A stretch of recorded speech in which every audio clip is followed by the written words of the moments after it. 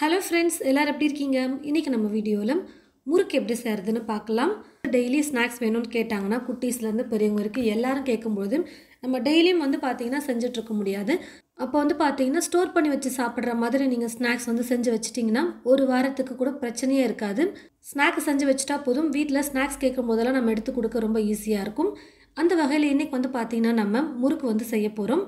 ரொம்ப ஈஸியாக கடையில் வாங்கின அரிசி மாவு வச்சு நான் பார்த்திங்கன்னா இன்றைக்கி முறுக்கு செஞ்சு காட்ட போகிறேன். மொத்தமாக 3 கப் அளவுக்கு அரிசி மாவு சேர்த்துக்கிறேன். நீங்கள் வீட்டில் அரைச்ச அரிசி மாவும் யூஸ் பண்ணிக்கலாம், அப்படி இல்லைனா கடை மாவு கூட நீங்கள் யூஸ் பண்ணிக்கலாம். நான் இப்போ கடையில் வாங்கின அரிசி மாவு தான் சேர்த்துக்கிறேன். நான் எடுத்துருக்கிற கப்போட சைஸ் பார்த்திங்கன்னா 250 மில்லி. இந்த கப்பில் தான் எல்லா பொருளையும் நான் சேர்த்துக்க போகிறேன். 3 கப்போட அளவு பார்த்திங்கன்னா கிட்டத்தட்ட 450 கிராம் அளவுக்கு இருக்குது. நான் எடுத்துருக்கிற அரிசி மாவோட வெயிட் ஸ்டவ் பற்ற வச்சுக்கிட்டு ஸ்டவ் மேலே இப்போ ஒரு பேன் வச்சுட்டு இந்த பேனில் பார்த்திங்கன்னா உளுத்தம்பருப்பை சேர்த்துட்டு நான் வறுத்துக்க போகிறேன். நான் எடுத்துருக்கிற உளுந்து பார்த்திங்கன்னா 100 கிராம் அளவுக்கு இருக்குது. 1/2 கிலோ அரிசி மாவுக்கு 100 கிராம் உளுந்து கரெக்டாக இருக்கும். இந்த கப்பில் பார்த்திங்கன்னா 1/2 கப்புக்கு கொஞ்சம் குறைவாகவும் 1/4 கப்புக்கு கொஞ்சம் அதிகமாகவும் இருக்குது. நீங்கள் வெயிட் போட்டு எடுத்துக்கோங்க, அப்படி இல்லைனா இந்த மாதிரி மெஷர்மெண்ட் கூட நீங்கள் பண்ணிக்கோங்க. கப்பில் 1/2 கப்புக்கு கொஞ்சம் குறைவாக எடுத்துக்கிட்டால் கரெக்டாக இருக்கும். ஸ்டவ்வை மீடியம் ஃப்ளேம் இல்லைனா லோ ஃப்ளேமில் வச்சுக்கிட்டே உளுந்தை பார்த்திங்கன்னா நல்லா வறுத்தெடுக்கணும். கொஞ்சம் கலர் நல்லா மாறி வரணும், ஆனால் பருப்பு தீயக்கூடாது. அந்த மாதிரி பார்த்து வறுத்துக்கோங்க. பாருங்கள் ஃப்ரெண்ட்ஸ், உளுத்தம்பருப்பு நல்லா இப்போது பொன்னிறமாக வர வரைக்கும் வறுத்து எடுத்துக்கிட்டேன். இப்போ நான் ஸ்டவ் ஆஃப் பண்ணிவிட்டு இது ஒரு மிக்ஸி ஜாருக்கு மாற்றிக்கிறேன். நல்லா சூடு ஆறுனதுக்கு அப்புறமா மிக்ஸி ஜாரில் மாற்றிட்டு நம்ம நல்லா நைஸாக பவுடரை அரைச்சி எடுத்துக்கணும். இது கூடவே பார்த்திங்கன்னா பொட்டுக்கடலை சேர்த்துக்க போகிறேன். இது ஆப்ஷனல் தான். இன்னும் கொஞ்சம் டேஸ்ட்டுக்காக நான் பொட்டுக்கடலையும் சேர்த்துக்க போகிறேன். மொத்தமாக 3 டீஸ்பூன் அளவுக்கு பொட்டுக்கடலையும் நான் சேர்த்துக்கிறேன்.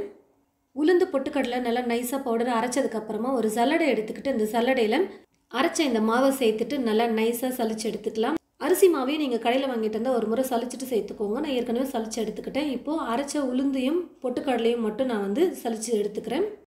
அரைச்ச உளுந்து பார்த்திங்கன்னா இந்த மாதிரி நரன்லாம் இருக்கக்கூடாது. அதனால் மாவை சலிச்சுட்டு நீங்கள் சேர்த்துக்கோங்க. இது கூடவே 1/2 டீஸ்பூன் அளவுக்கு ஓமம் சேர்த்துக்கிறேன். இந்த மாதிரி கையில் ஓமத்தை வச்சுக்கிட்டு நல்லா நுணுக்கிட்டு அதுக்கப்புறமா சேர்த்துக்கலாம். 1/2 டீஸ்பூன் பெருங்காயத்தூள் சேர்த்துக்கிறேன். 2 டீஸ்பூன் அளவுக்கு கருப்பியல் சேர்த்துக்கிறேன். தேவையான அளவுக்கு உப்பு சேர்த்துட்டு மாவோட எல்லாத்தையும் சேர்த்து நல்லா கலந்து கொடுத்துக்கலாம். பொதுவாக உளுந்து முறுக்குக்கு பார்த்திங்கன்னா மிளகாய் தூள்லாம் சேர்க்க மாட்டாங்க காரத்துக்கு. ஒருவேளை உங்களுக்கு வேணும்னா நீங்கள் சேர்த்துக்கலாம், ஆனால் உளுந்து முறுக்கு பொறுத்த வரைக்கும் காரமெல்லாம் எதுவும் சேர்க்க மாட்டாங்க. எல்லா பொருளையும் ஒன்றா சேர்த்து நல்லா கலந்து கொடுத்ததுக்கப்புறமா கடைசியாக இது கூட பார்த்திங்கன்னா எண்ணெய் சேர்த்துக்க போகிறேன். நீங்கள் வெண்ணெயை கூட சேர்த்துக்கலாம். ஃப்ரிட்ஜில் வச்சுருந்தீங்கன்னா ரூம் டெம்பரேச்சரில் எடுத்து வச்சுட்டு நல்லா வெண்ணெய் உருகுனதுக்கப்புறமா சேர்த்துக்கோங்க. அப்படி இல்லைனா இந்த மாதிரி எண்ணெயை பார்த்திங்கன்னா நல்லா சூடு பண்ணிவிட்டு சேர்த்துக்கோங்க. குறைஞ்சது ஒரு 6-7 டீஸ்பூன் அளவுக்கு எண்ணெயை சேர்த்துக்கிட்டால் நல்லா மொறுமொறுப்பாக சூப்பராக இருக்கும் முறுக்கு.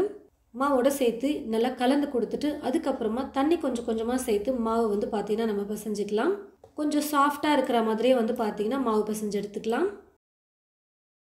பாருங்கள் ஃப்ரெண்ட்ஸ், தண்ணி சேர்த்து மாவை நல்லா பிசைஞ்சு எடுத்துக்கிட்டு விரலை வச்சு ப்ரெஸ் பண்ணும்போது நல்லா ஈஸியாக இந்த மாதிரி போகணும். நல்லா வெண்ணெய் மாதிரி மாவு பார்த்திங்கன்னா நல்லா நைஸாக பிசைஞ்சு எடுத்துக்கோங்க. உங்களுக்கு எந்த டிசைன் பிடிச்சிருக்கோ அந்த டிசைன் நீங்கள் எடுத்துக்கோங்க. நான் பார்த்திங்கன்னா நார்மல் டிசைன் தான் இப்போ எடுத்திருக்கேன்.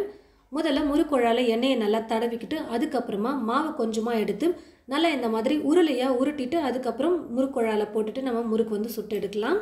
ஒரு சிலர் கடாயிலே முறுக்கு சுற்றி விட்டுருவாங்க. நான் பார்த்திங்கன்னா இப்போது இந்த மாதிரி ஒரு கரண்டி எடுத்துக்கிட்டு இந்த கரண்டி பின்னாடி எண்ணெயை லைட்டாக தடவிட்டு இதுக்கு மேலே பார்த்திங்கன்னா மாவு சுற்றி விட்டுக்க போகிறேன். இந்த மாதிரி முறுக்கு பிழிஞ்சு வச்சுக்கிட்டோம்னா எண்ணெயில் போடுறதுக்கு ஈஸியாக இருக்கும். இந்த ஓரங்கள் எல்லாத்தையும் நல்லா ப்ரெஸ் பண்ணி விட்டுக்கோங்க, அப்போ முறுக்கு பிரியாமல் வரும். கடாயில் எண்ணெயை ஊற்றி வச்சுட்டு எண்ணெய் காஞ்சிருச்சா இல்லையான்னு சொல்லிட்டு கொஞ்சமாக மாவு போட்டு பாருங்கள். கரண்டி பின்னாடி சுற்றி வச்சுருக்கிற இந்த முறுக்கு பார்த்திங்கன்னா நம்ம எண்ணெயில் போட்டுக்கலாம். நிறைய முறுக்கு செய்கிற மாதிரி இருந்தால் ஒரு 2-3 கரண்டி எடுத்து வச்சுக்கிட்டிங்கன்னா டக்கு டக்குன்னு நம்ம முறுக்கு பிழிஞ்சு எண்ணெயில் போடுறதுக்கு ஈஸியாக இருக்கும். அப்பப்போ முறுக்கு 2 பக்கமும் திருப்பி கொடுத்துக்கிட்டே இருங்க. அப்போ தான் ஒரே மாதிரி நல்லா முறுக்கு வெந்து வரும்.